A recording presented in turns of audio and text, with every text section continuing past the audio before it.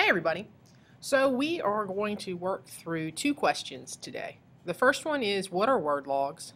And the second one is, how do I do them? The answer to the first is simple. Word logs are a methodical way to record words that you are unfamiliar with that you come across while you're reading our class literature. Right? You get to pick the vocabulary that you study for this class. Periodically, we will ask you to incorporate using these words in your writing. So when you choose one, you need to make sure that you make an effort to learn it and be able to use it correctly. To practice this, one of the aspects of your word logs will be to create your own sentence using the word. All right, more importantly, how do I do them? All right, step one is that you find the word that you don't know and what we're reading in class. When we looked at the lottery to explain color coding, I marked two words in pink. We are going to investigate how to do word logs by looking up and doing together the first word, profusely. All right, so step one, again, is to find the word that you don't know and to type it in. So number one, period, profusely. Okay, hit enter. All right, and then hit delete to make the number two go away. Formatting wise, I want you to underline the word every time you use it. So we're going to underline profusely. Make sure you turn your underline off. All right, and then we're going to hit return again because we're double spacing in between each section. All right, now you need to go either to a paper dictionary and look up the word profusely, or if you're already on the computer and you have internet access, you need to go to the website Merriam-Webster.com. Again, www.merriam-webster.com. Then make sure you've got the dictionary tab selected and type in your word. Right. Notice you typed in profusely, but profuse came up. Right. So this is tricky. You need to pay attention right here.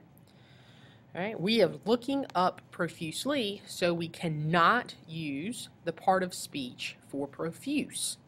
All right. But if you glance down the box, you will see right here is your word profusely. It is an adverb. All right. So the next thing that we're going to do is type in adverb, double space again, go back to your internet, right? And you need to look at your definitions.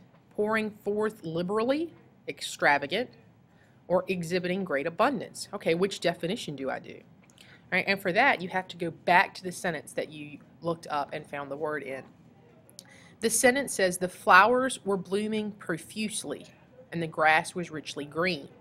All right, flowers cannot pour forth liberally, so we can't use definition one, which means we got to use definition two, exhibiting great abundance. All right, so right here, I type in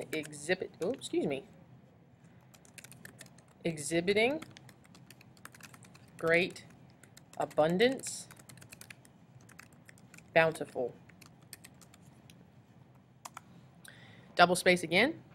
The next thing that we need to do is find the etymology, which means the word history or the origin of the word.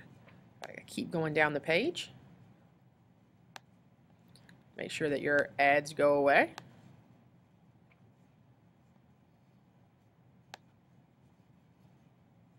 Sorry about that.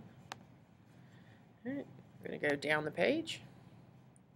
All right, and on the internet dictionary, you will have origin of profuse section. Okay. You can go in and copy that.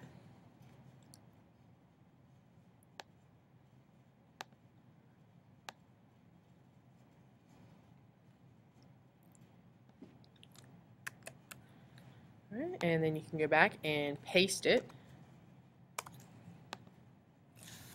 in. All right, now notice that when I paste it in, I have a different font than what I had in my first few lines. So I need to go and fix that. I'm working with Times New Roman.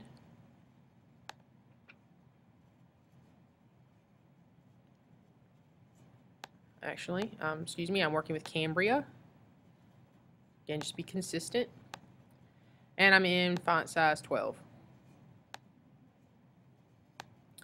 All right, you will see that you've got some words the computer doesn't recognize. The reason they don't recognize that is that they are foreign words. All right, we've got a Latin word, a Latin word, a Latin word, and a Latin word. Notice that the dictionary had them in italics. You need to keep them in italics. If you were handwriting, if your computer, I don't know, blew up and you needed to turn your word logs in, so you had to handwrite them, you would want to make sure that you underlined these words. All right, so keep it on going, double space again.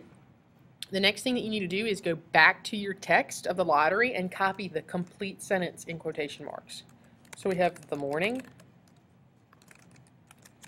of June 27th was clear and sunny. Oh, excuse me. With the fresh warmth of a full summer day. The flowers were blossoming profusely, and the grass was richly green. All right, then quotation marks, parentheses, and we're going to do an in-text citation. So we put the author's last name, space, and then the page number for the story, 781, period. All right, one other thing. Each time that you write the word profusely, we're going to underline it. Skip again, double space. And the last thing we need to do is create a sentence that uses the word profusely correctly and is about a story that we have read. Right? All of you have read Sleeping Freshmen Never Lie. So if we can think back, something that had great abundance or was bountiful was Scott's activity level. Remember, he was involved in student council, the school newspaper, the school play, all of the events that he went as a sports reporter. All right, so I'm going to put in, underline Sleeping Freshman. Sleeping Freshmen Never Lie. Scott Hudson was profusely involved in extracurricular activities. Underline profusely again.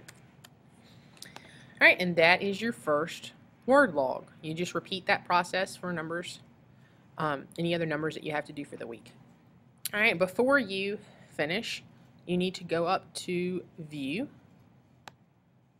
and then down to Header and Footer. And you need to make sure that you have done your header, so you're going to put your last name.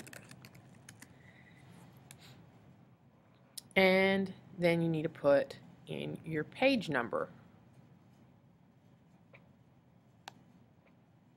And we're going to do insert page number. Oh, excuse me. Just once.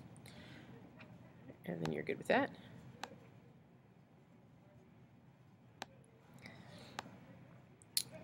All right, so that is how to do a word log.